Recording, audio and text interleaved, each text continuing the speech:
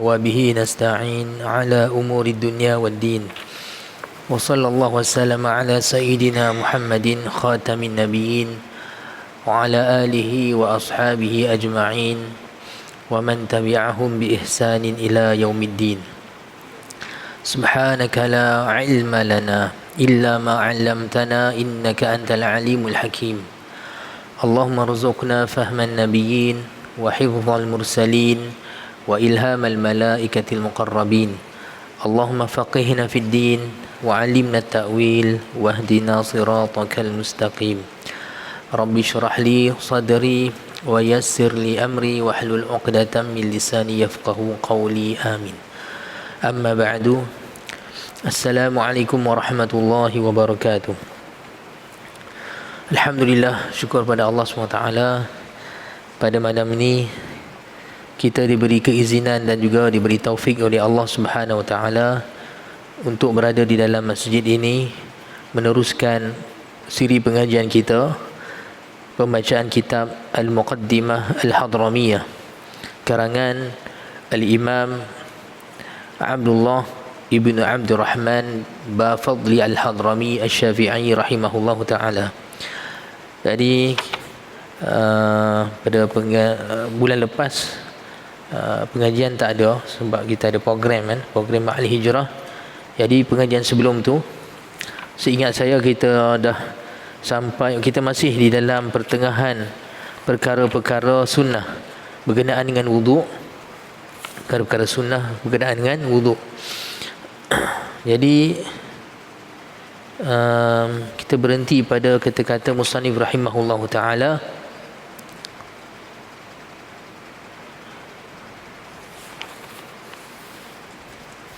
seingat saya ambil kat sini, wadalkul udwi wa mashul ma'qaini, wadalkul udwi wa mashul ma'qain.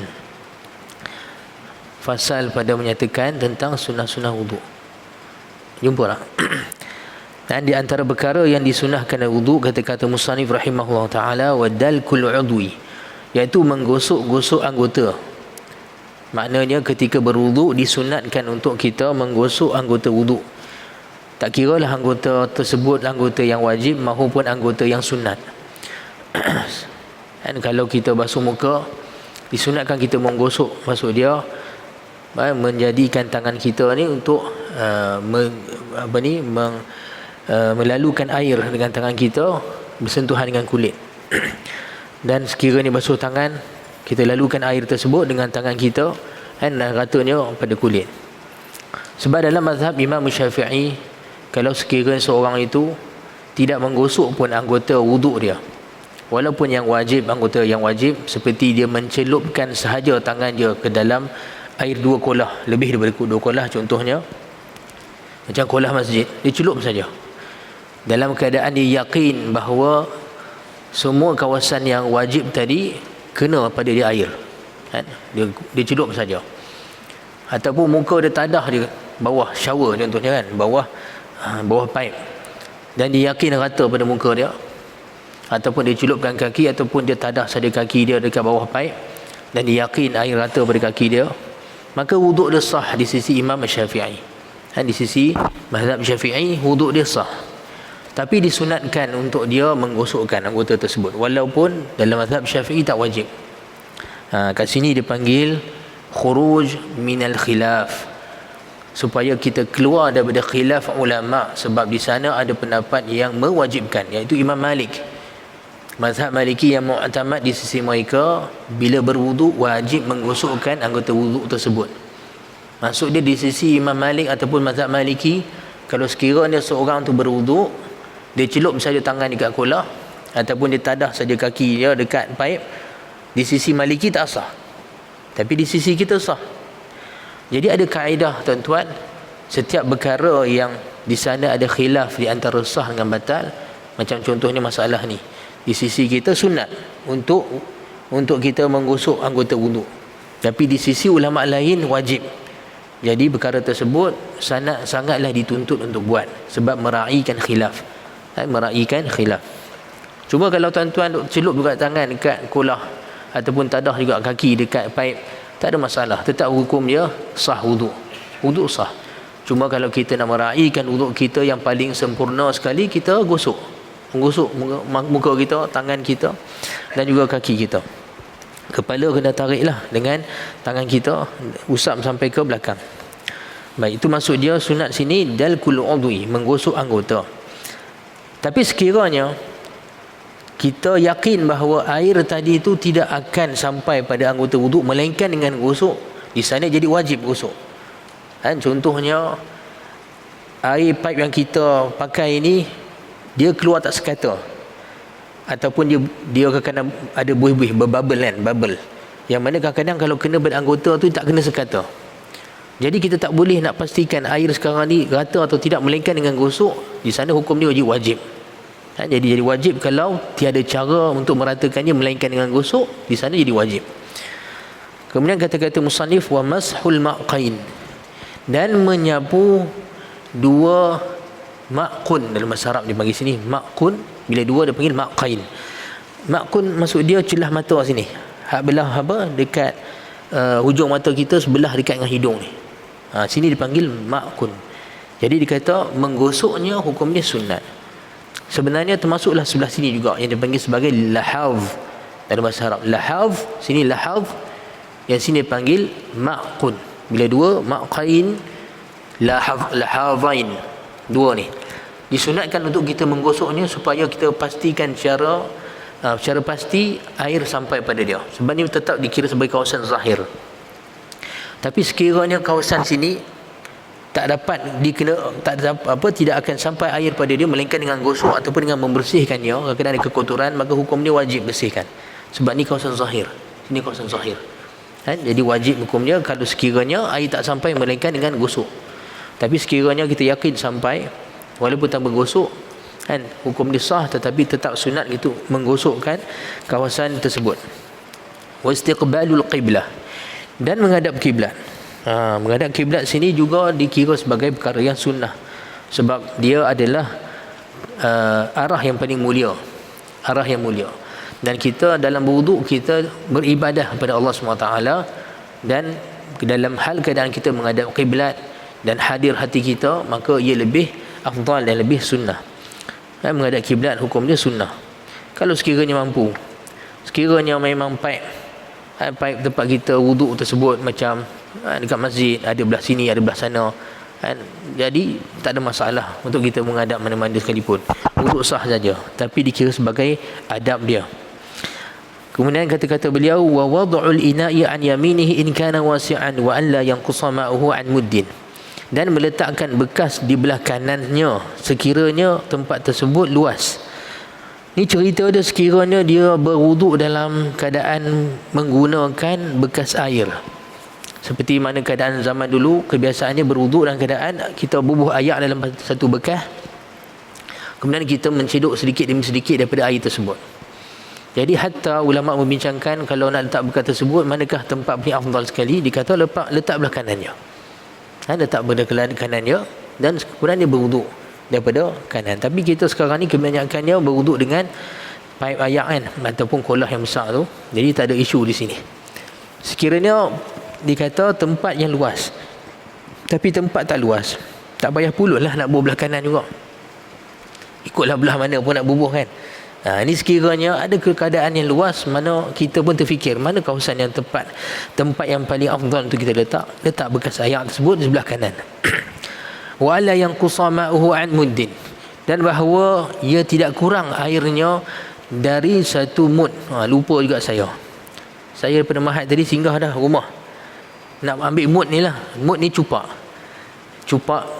mud nabawi, cupak nabawi. Ada cupak ikut sukatan cupak Nabi SAW yang dengan sanad dia. Jadi alhamdulillah saya ada satu ikut sukatan guru kami Syekh Muhammad Abdullah Ali Muhyiddin, ada sanad dia sampai Rasulullah SAW. Guru kami ambil daripada Syekh Abdul Wakil Abdul Haq Al-Hashimi, salah seorang ulama hadis besar di Makkah, asal keturunan India. Ada sanad dia sampai pada Rasulullah SAW, supaya kita tahu isi padu cupak yang digunakan oleh Nabi SAW dan juga cupak Ahlu Madinah. Sebab kenapa sampaikan ambil berat sungguh cupak ni sehingga kan ada sanad dia sampai hari ini. Sebab Nabi SAW perintahkan para sahabat menggunakan cupak ikut sukatan Ahlul Madinah. Nampak no? Al-kailu kailul Madinah, Nabi kata, wal waznu waznu Makkah. Sekiranya sukatan, maka ikut sukatan Ahlul Madinah. Sebab boleh jadi zaman dulu sukatan ni berbeza. Macam lah tuan-tuan, kalau kita kata nak beli gula 3 cupak, bekas cupak ni siapa yang tentukan dia punya keluasan ataupun isi padu dia? Nampak no? Jadi mungkin kita ada penetapan kat Malaysia kita dulu, cupak kita, kebanyakan muamalat kita hari ni tak guna cupak, kita guna timbang. Tapi zaman dulu kadang-kadang beli beras pakai cupak, kan? Beli gula pakai cupak. Tapi cupak tu sendiri, isi padu dia tu macam mana nak tetapkan, nak bagi standard supaya kita tak beli 3 cupak beras Kedah, dia tak sama dengan 3 cupak beras Selangor. Sebab boleh jadi Kedah punya luas lagi, Selangor punya kecil lagi. Jadi nak kena standardkan. Jadi Nabi SAW suruh ikut sukatan yang standard dia, ikut standard Madinah. Al-kailu kailul Madinah. Al-kail maksudnya sukatan. Sukatan ikut sukatan Ahlu Madinah. Wal waznu waznu Makkah. Adapun timbangan ikut timbangan Ahlu Makkah. Kemudiannya kita perhati dalam syariat kita tuan-tuan, banyak perkara yang kita menggunakan sukatan. Contohnya fidyah. Fidyah puasa contoh kan. Contohnya perempuan yang buka puasa dia sebab menyusu badan. Dia takut kalau sekiranya dia puasa, susu kurang, jadi mudarat pada anak dia. Boleh berbuka, tapi dengan kena bayar 1 hari 1 cupak dengan qada. Baik, cupak ni makanan asasi. Macam kita di Malaysia beras. Macam mana nak tahu sukatan 1 cupak ni? Jadi ikut cupak Nabawi. Macam mana nak ikut? Kena ambil sanad dia. Ikut sukatan dia, yang mana para ulama ada simpan sanad dia sampai kepada Rasulullah sallallahu alaihi wasallam. Nampak no? Cupak ni nak bayar fitrah pun kan, bayar zakat fitrah 4 kali cupak kan, 1 gantang, 1 sa', begitulah kan. Banyak pengiraan kita kena guna sukatan. Baik, jadi sana ada riwayat hadis Nabi SAW berwuduk dengan 1 cupak, 1 cupak air saja, sikit dia kan, tak banyak mana. Nampak no? Jadi Ibnu Hajar Al-Haytami di sini mengatakan bahawa sunat untuk kita berwuduk dengan 1 cupak. Tapi sekiranya kita kurang daripada 1 cupak pun, sekiranya dapat rata semua wuduk kita pada semua anggota wuduk, maka sah wuduk, tak ada masalah. Cuma di sana Nabi SAW biasa berwuduk dengan 1 cupak air, sikitnya. Malah di sana diriwayat tawaddu'a bi thulutsai muddin. Malah ada riwayat Nabi SAW berwuduk dengan 2/3 cupak. 2/3 cupak, sikit je air digunakan. Nampak no? Jadi cuma di sini para ulama mengatakan ikutlah berdasar keadaan fizikal seseorang. Kan kalau kata anggota badan dia besar ataupun kulit dia banyak merekah, kan memang perlukan guna air banyak untuk pastikan air itu masuk. Jadi kalau lebih yang untuk meratakan air pada anggota dia, maka tak ada masalah berdasarkan hal keadaan masing-masing. Yang pastinya tuan-tuan, nanti ada fasal selepas ni, fasal masalah makruh dalam wuduk. Jangan sampai pembaziran. Nanti kita akan baca fasal seterusnya. Kemudian kata-kata beliau, wa alla yatakallama fi jami'i wudu'ihi illa limaslahatin, dan bahawa dia tidak bercakap-cakap pada seluruh wuduk dia melainkan dengan ada satu maslahah. Jadi asal dia tuan-tuan, kita berwuduk ni dia adalah ibadah pada Allah SWT. Jadi bila ibadah tuan-tuan, keadaan yang paling sempurna ibadah seorang tu dalam keadaan dia hadir diri dia dan merasai bahawa dia sekarang sedang melaksanakan satu tuntutan syariat ataupun perintah Allah Subhanahu Wa Taala. Jadi sebaik dia tuan-tuan, dia laksanakan ibadah tersebut dalam keadaan yang khusyuk walaupun wuduk. Jangan sangka solat saja nak kena khusyuk, hatta wuduk sekalipun. Nampak no? Walaupun kalau kita bercakap-cakap dalam wuduk tak batal pun wuduk kita, tapi hal kita bukan hal yang keadaan yang merasai ataupun hadir pada wuduk kita tadi kan. Baik. Jadi kalau boleh jangan bercakap-cakap, jangan bersembang lah masa wuduk ni, supaya kita betul-betul hadir diri kita. Kan? Kita ingat bahawa wuduk ni fadilat dia pun banyak. Nabi SAW sebut keluar dosa-dosa daripada celah-celah kuku kan, dalam hadis-hadis yang ada. Dan kesan-kesan wuduk kita jadi cahaya pada hari kiamat, ada hadis-hadis tersebut. Jadi kalau kita rasai perkara tersebut, wuduk kita lebih khusyuk. Tapi kalau dah menyembang, memang tak ingatlah nak khusyuk tu kan. Seimbang pumpang-pumpang. Baik, tapi dikata melainkan maslahah. Kalau ada maslahah, seperti Ibn Hajar kata sini, ka'amrin bima'rufin atau nahyin an munkarin, seperti menyuruh satu ma'ruf, ada maslahah. Menyuruh satu ma'ruf, contohnya kita nampak anak kita tengah berwuduk, anak kita duk lalai-lalai lagi, duk gelak-gelak lagi. Kita kata, hai, masuk waktu solat dah, solat, kita tengah berwuduk. Jadi amar ma'ruf ketika itu. Nampak no?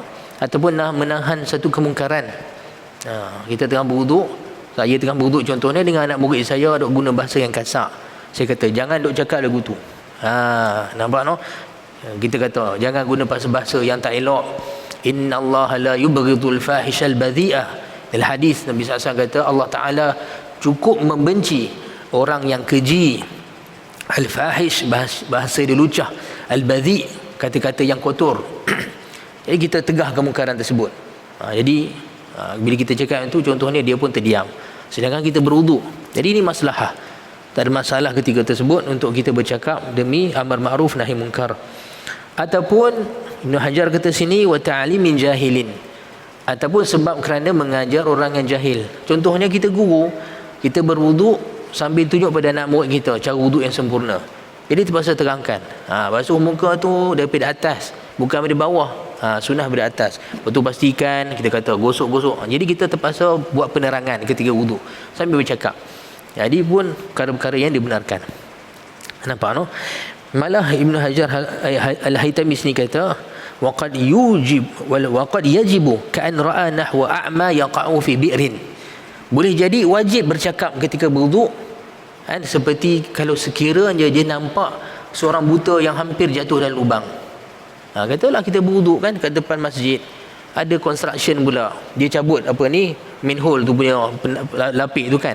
Ada Pak Long ni, dia biasa hafal jalan tu, dia ingatkan tak ada apa-apa, sekali nak jatuh depan lubang. Kita tengah berwuduk, takkanlah tak bercakap, alamak aku tengah berwuduk ni kan. Adab kita jangan bercakap, senyap, tengok pakcik tu nak jatuh, mana boleh.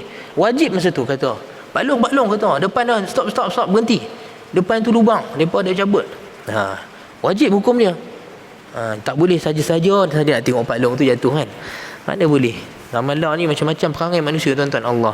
Dah bukan setakat seronok tengok orang dalam musibah, viral siap kan. Rakam viral, pakai gelak-gelak.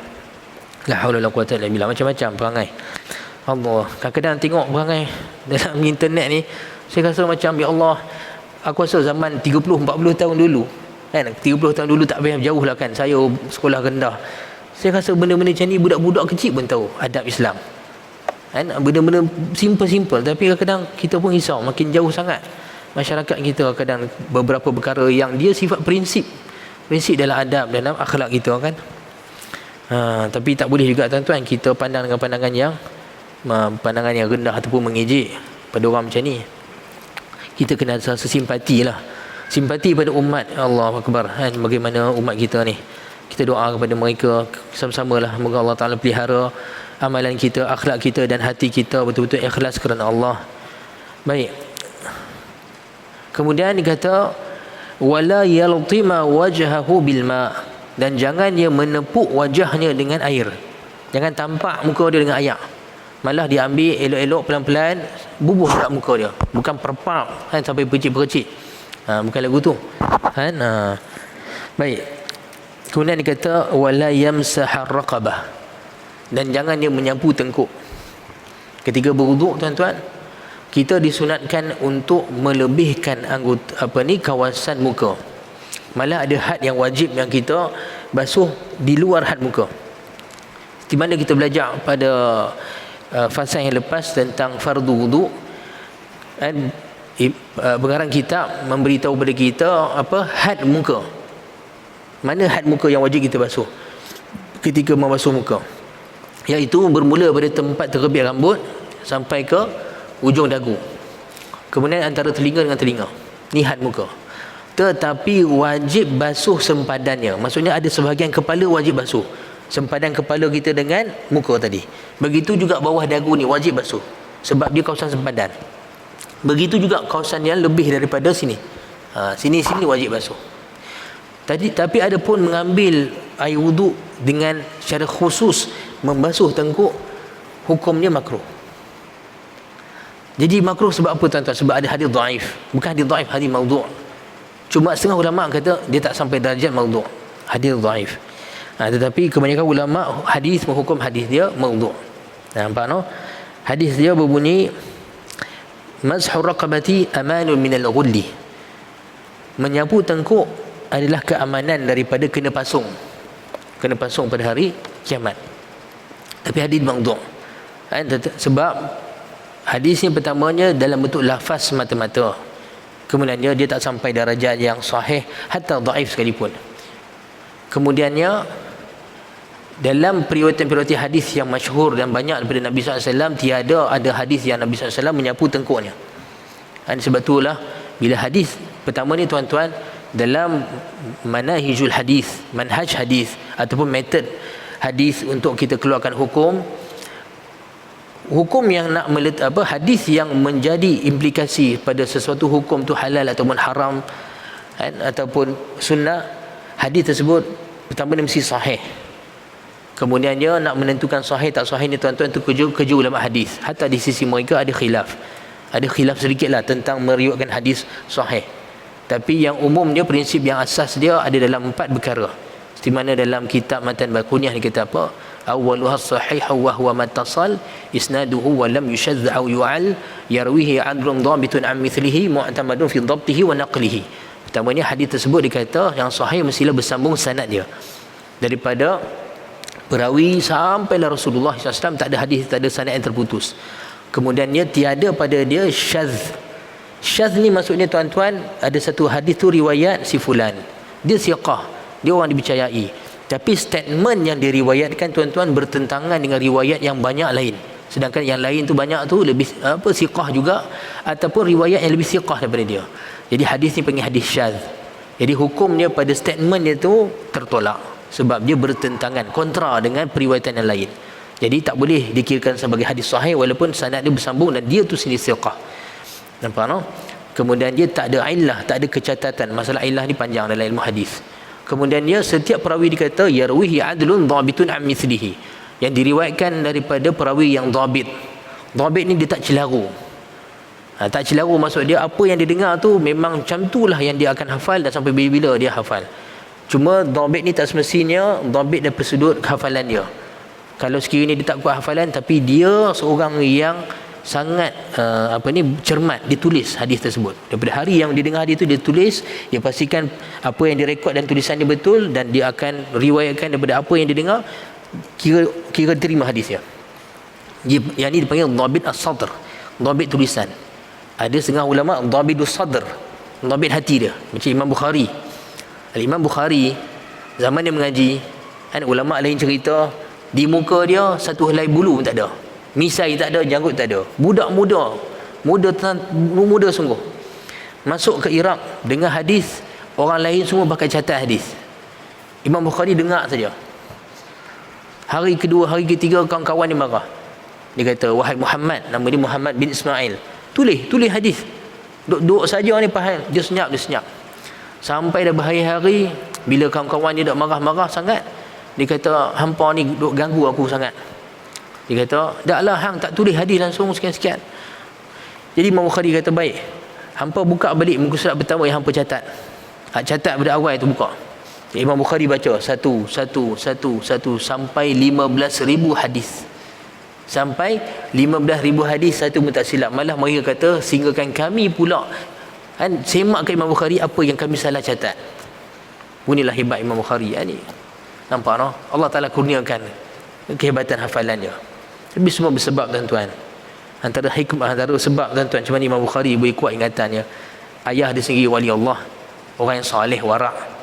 Ayah dia sendiri pernah kata, tak pernah aku tahu satu suapan yang aku masuk dalam mulut engkau wahai Bukhari, wahai Muhammad, dia kata, daripada suapan syubhat. Satu syubhat pun aku rasa tak ada. Tak tahu ada syubhat ke tak, yakin halal. Semua suapan pada anak ni halal. Itu berkatnya tuan-tuan. Faham no? Baik. Jadi itu nak katakan tadi tuan-tuan, hadis yang sahih barulah dia boleh membina hukum. Nak kata hukum ni wajib, ada satu syariat sekian-sekian. Tapi sekiranya tuan-tuan dia dalam masalah fadail a'mal, Maksud dia hukum beramal satu benda tu memang ada hadis sahih dia, tidak sepakati ulama. Tapi tentang fadilat, maksudnya kalau buat macam ni fadilat dia sekian-sekian. Tentang fadail amal, fadilat ni tuan-tuan, sepakat juga ulama hadis mengatakan tidak mengapa sekiranya ia hadis dhaif, sebab dia bukannya pembinaan hukum, tapi sesuatu motivasi untuk kita, mengiurkan kita untuk buat satu amalan. Buat sekian, pahala dia sekian. Dia fadail amal. Fadail amal boleh beramal dengan hadis dhaif, tetapi tetap ulama mensyaratkan dia tidak terlalu dhaif. Tidak terlalu dhaif. Contohnya hadis syadz tadi. Hadis syadz, apatah lagi hadis munkar. Hadis munkar ni semua darajat hadis. Baik. Jadi masalah perbincangan kita sapu tengkuk ni, hadisnya hadis munkar, hatta hadis maudhu'. Bila hadis maudhu' tak boleh amal langsung. Tidak boleh beramal hatta dengan mengharap fadilat tersebut, tak ada. Nampak no? Wallahu alam, saya biasa dengar guru saya kata dia syiar bagi mazhab Syiah, sapu tengkuk. Syiar bagi mazhab Syiah, tapi saya sendiri tak pernah baca dalam kitab Syiah lah yang mengatakan ada dalam fiqh mereka kena sapu tengkuk ni. Baik. Kemudian jadi tuan-tuan tak perlulah sapu tengkuk. Ketika berwuduk ni tengkuk tak perlu sapu. Kemudian kita wa ayyaqula ba'dahu, dan bahawa yang disunatkan untuk dia berkata selepasnya, iaitu selepas wuduk, asyhadu an la ilaha illallah wahdahu la syarikalah wa asyhadu anna muhammadan abduhu wa rasuluh Allahumma ja'alni minat tawwabin wa ja'alni minal mutatahhirin subhanakallahumma wa bihamdika asyhadu an la ilaha illa anta astaghfiruka wa atubu ilaik. Dan disunatkan tuan-tuan sebab wuduk kita baca doa ni. Pertamanya kita tasyahud, menyaksikan bahawa tiada Tuhan melainkan Allah dan tiada sekutu baginya, dan kita menyaksikan bahawa Muhammad itu hamba-Nya dan rasul-Nya. Tuan-tuan, dua kalimah ni dipanggil syahadatain, dua syahadah, dan ia adalah kunci syurga. Tapi tuan-tuan, senang untuk kita lafaz an asyhadu an la ilaha illallah wa asyhadu anna muhammadar rasulullah, memang tiap-tiap hari kita lafaz. Dan kita pun mungkin faham makna dia kan, tiada Tuhan melainkan Allah dan Nabi Muhammad tu utusan Allah. Tapi sejauh mana makna ni yang dalam, tuan-tuan, susah nak faham nanya. Kan? La ilaha illallah. Ilaha kat sini maksudnya Tuhan yang mana seluruh makhluk, seluruh keadaan kita mengharap padanya, meminta padanya. Tapi sejauh mana kita melafazkan syahadah ni, sejauh mana amalan kita memang setiap hari hanya minta pada Allah ataupun hanya gantung pada Allah, hanya bersandar pada Allah, itu tak tentu lagi. Nampak no? Susahlah. Jadi inilah mission kita. Misi kita setiap hari, tuan-tuan, kita nak mempertingkatkan lafaz la ilaha illallah kita, bukan setakat lafaz nak sebut saja, tapi setiap harian amalan kita, sejauh mana kita betul-betul menyaksikan tiada Tuhan melainkan Allah. Bab ni panjanglah nak cerita. Dan keduanya Muhammad Rasulullah. Nak kena kenal Muhammad dulu, baru boleh menyaksikan dia bahawa utusan Allah. Kan? Kenal betul tak kita Muhammad ni, dan apa sebenarnya makna dia utusan Allah. Ni sepanjang hidup kita, tuan-tuan, nak kena ada peningkatan. Wa asyhadu anna muhammadan abduhu, hambanya. Apa makna hamba? Apa sifat hamba? Semua tu ada dalam Quran. Jadi nak kena korek, nak kena gali Al-Quran, tuan-tuan. Nak kena tadabbur, perhati satu-satu. Allahu Akbar. Kerja banyak. Tapi sebenarnya, tuan-tuan, hakikat manusia bila dia tahu tugas dia ataupun dia masuk kepada mission ini, tuan-tuan, ke situlah manusia akan capai kelazatan dan juga kebahagiaan yang tak dapat nak digambarkan. Dan ketika tu manusia akan baru tahu, dia kata subhanallah, rupanya kerana ini aku diciptakan. Inilah sebenarnya yang aku cari. Bila kita tak jumpa hal tu, tuan-tuan, kita akan jadi celaru, hati tak tenteram. Baik. Jadi disunatkan baca selepas wuduk. Asyhadu an la ilaha illallah wahdahu la syarikalah wa asyhadu anna muhammadan abduhu wa rasuluh Allahumma ja'alni minat tawwabin. Ya Allah, jadikan aku di kalangan orang-orang yang bertaubat. Malah perkataan tawwabin daripada orang yang banyak bertaubat. Kan kalau orang yang bertaubat dia panggil taib. Tapi kalau tawwab, yang banyak bertaubat. Sebab dosa kita yang kita tahu pun banyak, yang kita tak tahu pun lagi banyak. Jadi dosa ni, tuan-tuan, perlukan kepada taubat. Bila nak taubat, kita kena tahu syarat taubat pula. Ulama sebut dalam kitab bersyarat taubat. Ni pun panjanglah kalau nak kita cerita. Tapi nak tak nak kena muhasabah diri sejauh mana kita bertaubat setiap hari. Malah ulama tasawuf tuan-tuan semua mengatakan bahawa pintu pertama sekali tuan-tuan kalau kita nak melangkah ke alam rohani ataupun untuk ke alam walayah kewalian adalah pintu taubat. Kalau pintu ni pun kita tak masuk tuan-tuan, jangan haraplah nak jadi sekecil-kecil wali sekalipun. Taubat tu, taubat nasuha. Nampak no? Tapi kalau kita taubat pun jauh, kalau kita dah perasan kita macam wali Allah, maksud dia tu perasan semata-mata lah. Takut jadi wali syaitan. Syaitan pun ada wali juga kan. Baik. Jadi kita nak jadi orang bertaubat pun tuan-tuan, mohon pada Allah SWT kan? Mohon pada Allah Ta'ala jadikan kita di kalangan tawabin. Dan kalau kita diberi taufik oleh Allah SWT jadi orang yang tawab, orang yang banyak bertaubat tuan-tuan, itu satu kurniaan yang besar sangat. Sebab Nabi SAW sebut sebaik-baik manusia adalah at-tawabin, tawabun. Kullu bani Adam khata'un. Nabi kata setiap anak Adam tu khata', banyak buat salah. Wa khairul khata'in at-tawabun. Tapi yang sebaik-baik orang yang buat silap adalah orang yang bertaubat. Dan orang beriman bukanlah kita macam malaikat langsung tak ada buat silap. Biasa buat silap tu lumrah kita sebagai manusia. Tapi bukanlah kita nak berterusan dalam silap. Allah Ta'ala sebut dalam Quran, wa idza fa'alu fahishatan aw zalamu anfusahum dzakarullah fastaghfiru li dhunubihim wa may yaghfiru dhunuba illa Allah. Orang-orang beriman tu sekiranya mereka buat kejahatan, wa idza fa'alu fahishah, bila buat perkara keji, au zalamu anfusahum, ataupun mereka menzalimi diri mereka, zakarullah. Pertama sekali itu sifat orang beriman. Zakarullah, mereka segera ingat Allah. Sebab orang beriman macam mana buat silap pun semua tuan-tuan, dia sentiasa dalam keadaan sedar dia hamba Allah Ta'ala dan dia ada Tuhan yang memerhatikan dia, dan ada petugas-petugas Tuhan yang mencatat amalan dia, dan kelak dia akan berdiri di hadapan Allah. Jadi teringat semua benda ni, zakarullah. Bila ingat semua ni tuan-tuan, mai rasa takut dalam hati kita, mai rasa sesal dalam hati kita daripada apa yang kita buat. Fastaghfaru li dhunubihim, maka segera mereka beristighfar, mohon keampunan di atas dosa-dosa mereka. Wa may yaghfiru dhunuba illa Allah, dan siapa yang akan mengampunkan dosa kalau tak Allah? Nampak no? Wa lam yusiru ala ma fa'alu wa hum ya'lamun, dan orang-orang ini mereka tidak pun beria-ria di atas apa yang mereka buat. Itu sifat orang beriman. Orang beriman buat silap, buat dosa, tapi bukan orang yang beria-ria buat. Dah buat silap tu rasa menyesal ada, rasa takut ada, kemudian dia bukan nak ulang balik, nak sungguh-sungguh balik, bukan dia.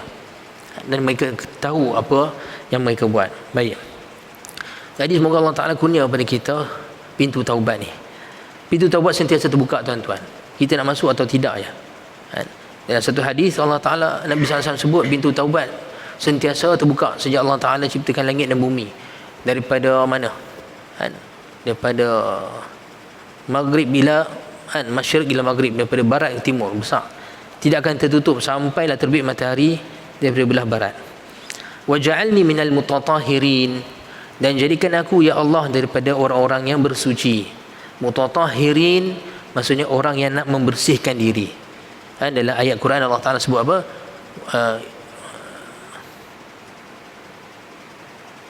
Allah SWT macam mana itu? Qul huwa adhan fa'talizun nisa fil mahid. Inna Allah yuhibbut tawabin wa yuhibbul mutatahhirin. Inna Allah yuhibbut tawabin, dan Allah Ta'ala mencintai, menyukai orang-orang yang bertaubat, dan menyukai orang-orang yang mensucikan diri dia. Tapi doa ni mungkin di kalangan kita biasa dengar ada yang ketiga kan. Allahumma ja'alni minat tawabin wa ja'alni minal mutatahhirin wa ja'alni min ibadikas salihin. Tapi kalau kita lihat dalam kitab ni, dia tak sebut wa ja'alni min ibadikas salihin. Dia tak sebut kan. Sampai situ saja doa dia. Allahumma ja'alni minat tawabin wa ja'alni minal mutatahhirin. Sampai situ saja doa dia. Kenapa tak sebut yang wa ja'alni min ibadikas salihin? Sebab yang riwayat hadis hanya sampai sini saja. Adapun yang waja'al min ibadikas salihin tu bukan daripada hadis. Tapi ada wujud dalam kitab-kitab fiqh terdahulu, dalam kitab Imam Al-Ghazali ada sebut. Tapi Imam An-Nawawi dalam kitab Minhaj dia kata aku padam daripada waja'al min ibadikas salihin sebab dia tidak sahih daripada riwayat hadis.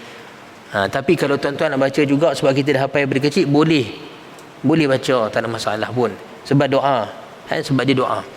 Tapi cuma atas dasar kita nak baca tu daripada hadis, dan Nabi sendiri yang beritahu bahawa siapa baca doa ni selepas wuduk, dalam riwayat futihat lahu abwabul jannati thamaniyah, akan dibukakan bagi dia pintu syurga yang 8. Cuma hadis tu riwayat dia sampai sini saja, waj'alni min ibadika salihin, bukan daripada hadis. Tapi kalau nak baca juga atas dasar kita nak tambah doa tu, kita nak kata ya Allah jadikan aku dengan hamba-Mu yang soleh, boleh tambah. Subhanakallahumma wa bihamdika asyhadu an la ilaha illa anta. Maha suci Engkau ya Allah, dan kepujian bagi Engkau.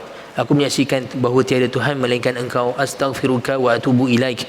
Dan aku memohon keampunan Engkau dan aku bertaubat kepada Engkau. Semua tu doa juga disunatkan selepas wuduk. Dalam satu riwayat, barang siapa yang berkata subhanakallahumma wa bihamdika sampai akhir tadi, maka dituliskan di dalam satu kertas, kemudiannya ditutup, disil, dikunci, dan tidak akan dibuka sampailah hari kiamat. Maksudnya jadi satu akaun kita yang akan terus duduk di sisi Allah Ta'ala. Siapa baca doa ni sikit je lepas wuduk, tapi fadilat dia besar. Nampak no? Jadi kalau boleh kita luangkan masa lepas wuduk kita baca doa ni. Kemudian kata-kata pengarang, wala ba'sa bidu'ai 'indal a'dha', dan tidak mengapa baca doa ketika membasuh anggota-anggota wuduk. Nampak no? Dia perkara, bila dikata sini la ba'sa, tidak mengapa, sebab dia nak memberi isyarat kepada kita bukan sunnah.